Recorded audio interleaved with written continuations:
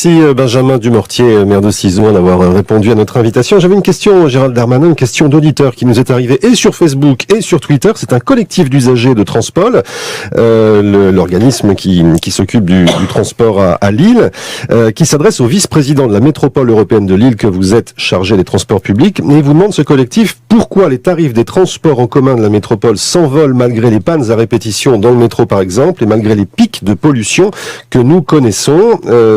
J'ouvre les guillemets. Comptez-vous continuer à prendre à la légère, vous demande ce collectif, cet enjeu social et écologique? Alors tout est faux dans la question, je m'en excuse. Les tarifs ne s'envolent pas. Simplement, je rappelle à ce collectif qu'un président de la République a décidé une augmentation de 7 à 10% des points de TVA en 2014 et que la métropole présidée par Martine Aubry n'avait pas souhaité, au moment des élections municipales, on se demande bien pourquoi d'ailleurs, appliquer cette tarification. C'est pour ça que le ticket a pris 10 centimes au 1er janvier? Exactement, que l'application des tarifications, c'était à la fois l'inflation et mais surtout, évidemment, l'augmentation de la TVA décidée par le gouvernement. Donc s'il y a quelqu'un pour qui se plaindre, François Hollande habite à l'Élysée, rue Saint-Honoré. Je voudrais juste dire aussi une autre chose, c'est que la volonté de dire qu'il y a des pannes à répétition est fausse.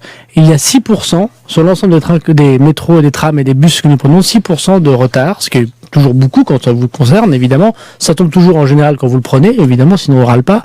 Mais nous avons un des réseaux les plus efficaces. Un réseau vieillissant, c'est vrai, puisque ça fait plus de 30 ans que le métro lillois existe. C'est le premier métro piloté automatiquement de France, au sens historique du terme, et que nous sommes en train de travailler pour faire ce fameux 52 mètres.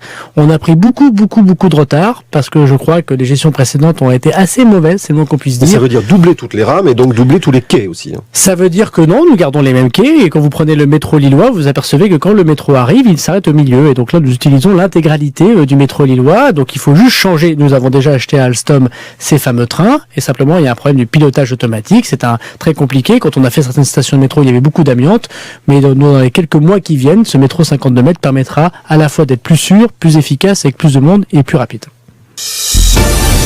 France Bleu Nord, politique et vous. Gérald Darmanin.